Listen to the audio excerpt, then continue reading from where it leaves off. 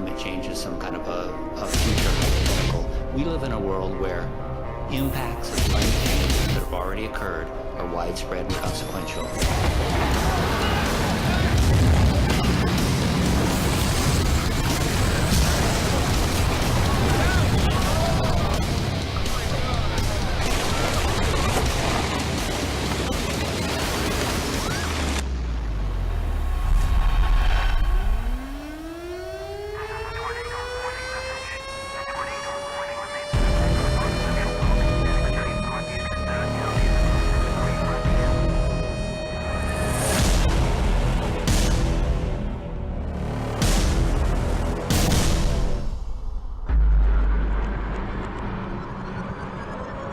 Antarctica, the world's greatest freezer, is melting. Trillions of gallons are draining into the oceans. Sea levels are rising. It's happened before, and it's happening again right now. It's not a question of will sea level rise a large amount. It's only a question of how fast that will occur. How will humans fight back before our cities are inundated? Holding off the sea would be the major employer of the world by 2100.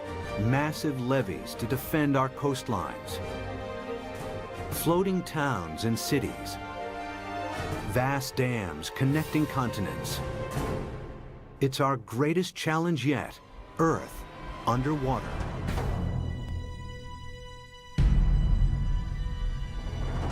This is New York in the 24th century. Sea levels have risen by 120 feet. Manhattan is flooded. What could cause such a terrifying scenario?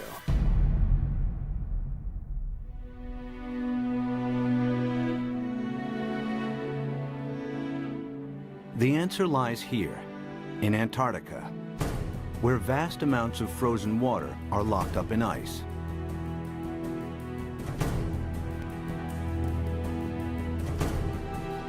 Some of Antarctica's ice sheets are more than 2 miles thick. If melted, this ice would dramatically raise sea levels.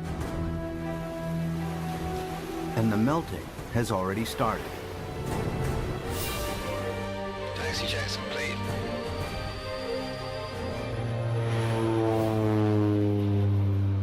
Scientists want to know how much frozen water the continent actually holds, and how much global sea levels will rise if it all melted.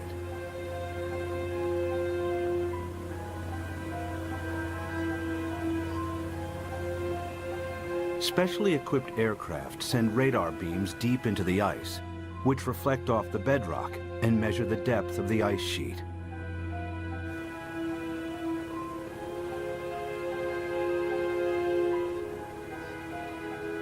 After hundreds of flights, they calculate that Antarctica contains over 90% of the world's ice. Together with Greenland, it's enough to raise global sea levels by an astonishing 230 feet. This is what North America would look like if all of the planet's ice melted. Europe would also shrink. London's Tower Bridge would become a solemn monument in the sea. Berlin would be flooded, as would Paris. But how likely is such a scenario? Is sea level rise reality or myth? If history repeats itself, our coastal cities would be inundated. Sea level rise is not a myth. It could happen again, just as it's happened before.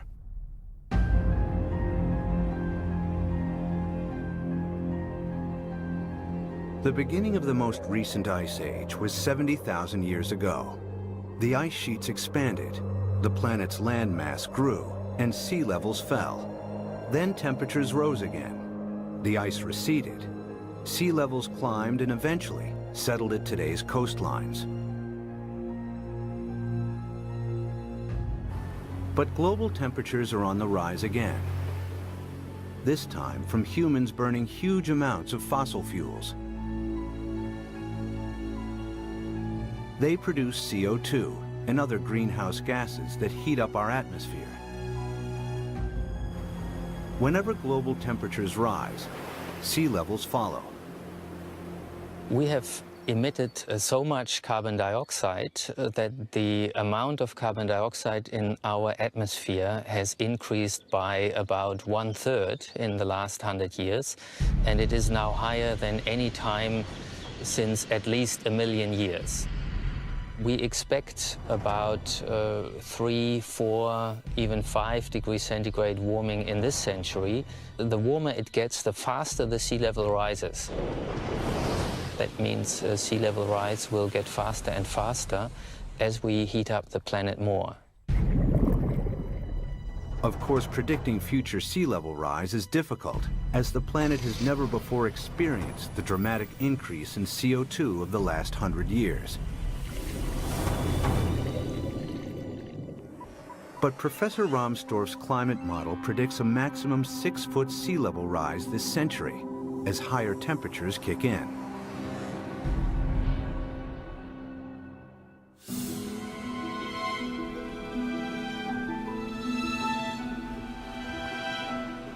One city that would face inundation this century is Miami, Florida. Just a few feet above sea level, it has virtually no defenses against a rising ocean.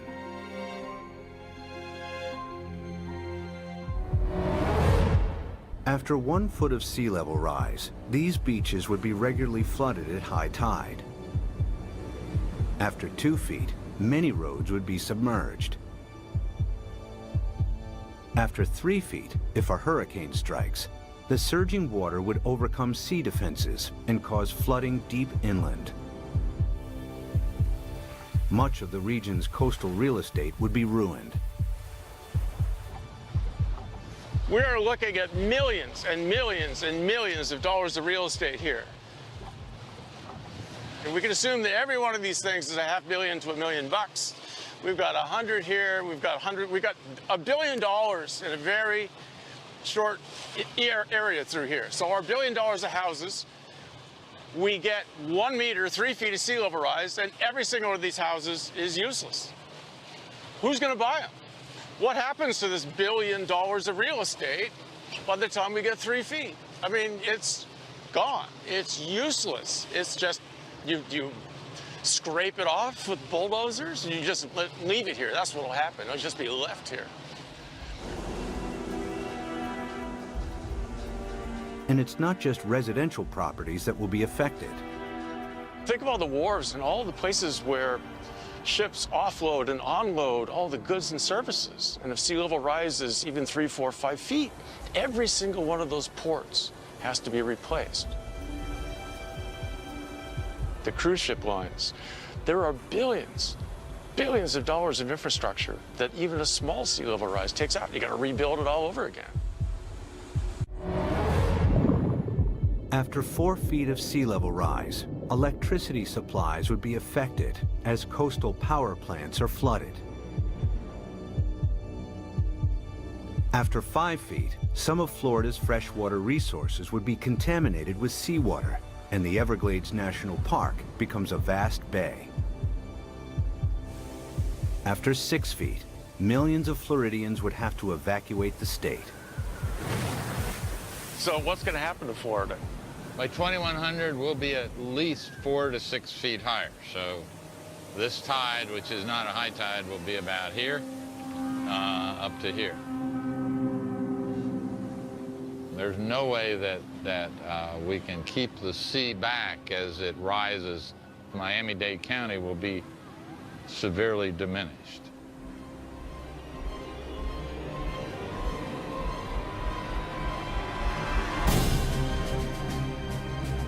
By 2100, after 6 feet of sea level rise, Miami would look like this. There's no way to prepare for this. You can't put levees around the kind of sea level rises we're in for.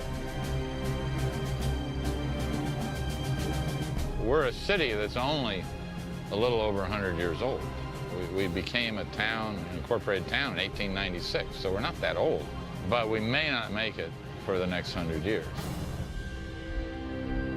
The only way to prevent Miami from flooding would be to construct a vastly expensive system of levees surrounding the city. It would be a major engineering challenge, as Miami is built on porous ground that allows seawater to seep through.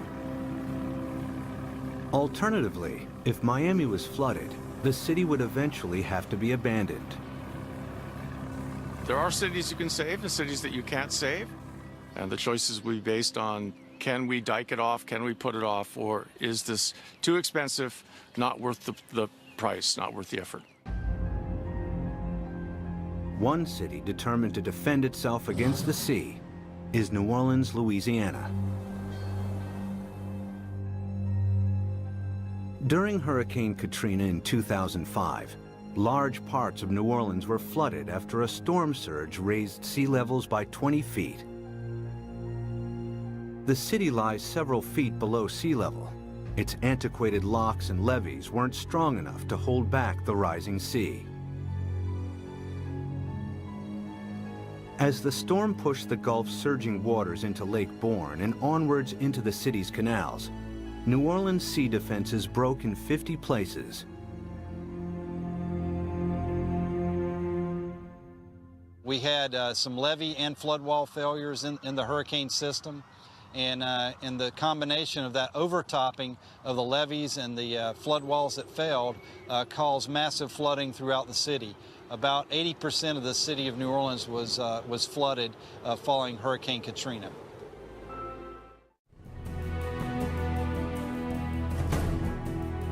To prevent New Orleans from flooding again, the U.S. government is investing billions of dollars in the city's sea defenses. Along the riverbanks, the U.S. Army Corps of Engineers is strengthening New Orleans' levees and locks. Their work here provides future insight into the kinds of construction that may be needed to protect coastal cities around the world against rising sea levels. We learned a lot of key lessons, and some of the key lessons learned were incorporated into the designs for the Greater New Orleans Hurricane Storm Damage Risk Reduction System. And that system is a series of many different aspects. It has flood walls, it has pump stations, it has levees. There's the series that we call the multiple lines of defense. New Orleans defense takes a unique approach against the rising water by confronting the enemy itself. The flood surge that broke its sea defenses approached the city from Lake Borgne, a lagoon east of New Orleans. It's here where the U.S. Army Corps of Engineers is focusing its efforts. What we've done now is we moved the defense of the city out. We're about 12 miles from downtown, about 8 miles away from the 9th Ward, which is flooded.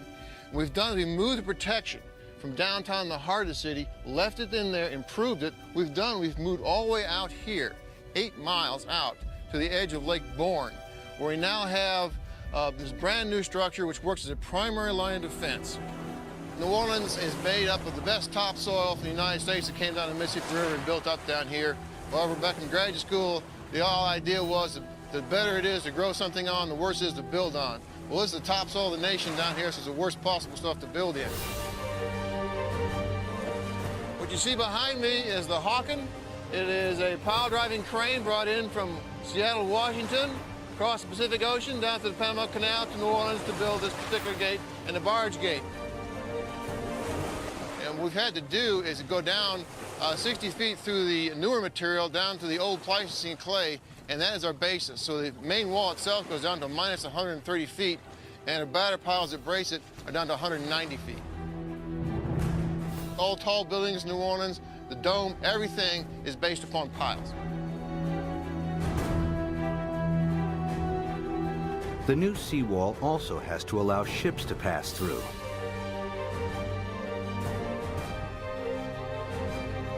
Dry cofferdams are put in place to construct barge and sector gates. The concrete is poured, the dams are flooded, and the gates can be completed.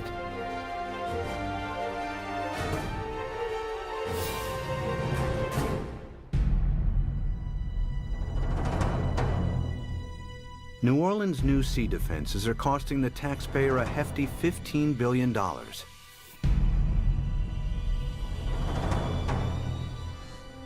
But their design only accounts for storm surges that build from sea levels today.